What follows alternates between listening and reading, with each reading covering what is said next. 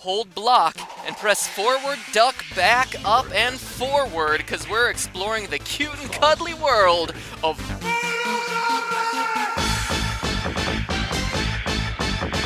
Hello, Internet. Welcome to Game Theory. You know the drill. In 3 episodes, we've looked at 3 older games, and last week did get a little touchy-feely, so let's get current and let's get gory.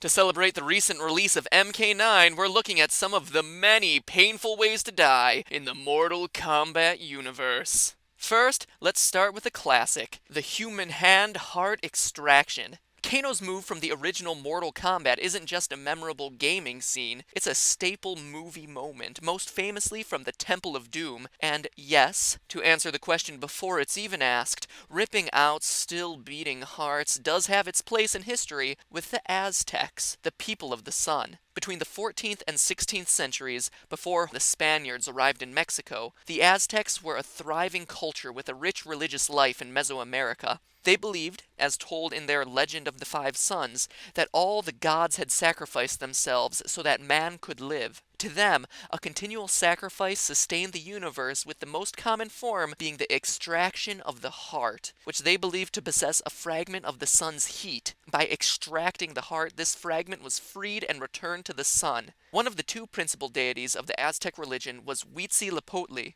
the god of the sun at its zenith, and also the god of war. With a flint knife, 1 incision was made, and then the heart was ripped out, still beating and held up to the sky in Huitzilopochtli's honor. But wait, there's more. Though cremation normally followed, sometimes the body would be used in a ritualistic act of cannibalism. Not even Mortal Kombat took it there, but then again, that was almost 20 years ago, and we've come a long way since then.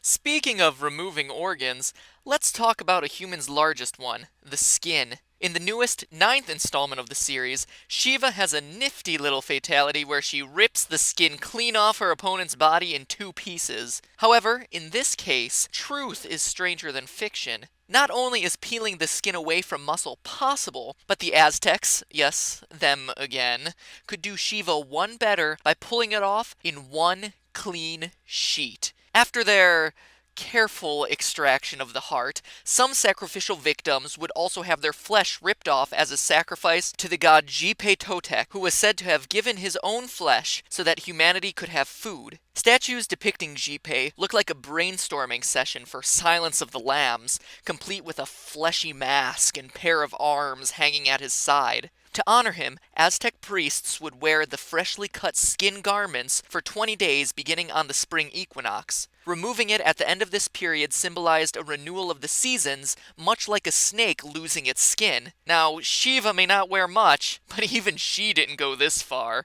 While we're chatting about the women of MK, let's talk about kissing. Kissing to the death. Both Sonya Blade and Kitana have fatalities brought on by a kiss, but aside from a cold sore mono or an angry girlfriend, what harm can kissing do in real life? It's not like there's really such a thing as a kiss of death, is there? Wrong.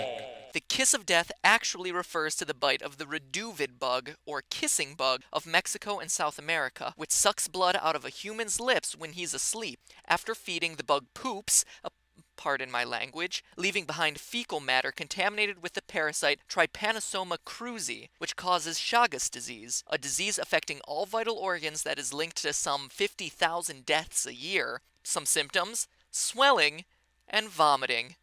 Explosions producing 3 or more rib cages are rare. The kiss of death was also a nickname for a small pistol hidden inside a lipstick tube used by the KGB during the Cold War, but none of these things are like the kisses in the game. Is there anything closer? Well, maybe. In my research, everyone kept repeating this exact line. Quote, by the Renaissance, people were selling poison rings, knives, letters, and even poison lipstick. But nowhere was I able to find any hard evidence supporting this. Instead, it seems that they were confusing a purposeful use of poisonous ingredients in lipstick with an accidental use of ingredients that were found to be poisonous years later, like the ancient Egyptians using fucus algin, a reddish-purple mercuric plant dye. And even today, many bright red lipsticks contain trace amounts of the poisonous element lead. So, what's the verdict on kisses of death? I say go forth and kiss as you please. Speaking of swapping spit,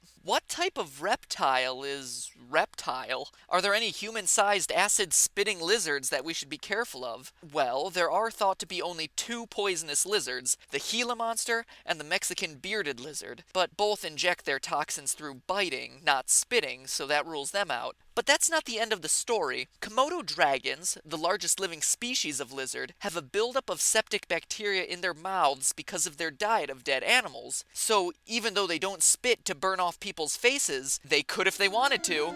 Add to that the fact that they can grow up to 9.8 feet long and are known to stand on their hind legs in battles over females during the mating season, and you have a pretty good candidate for the reptile behind the mask.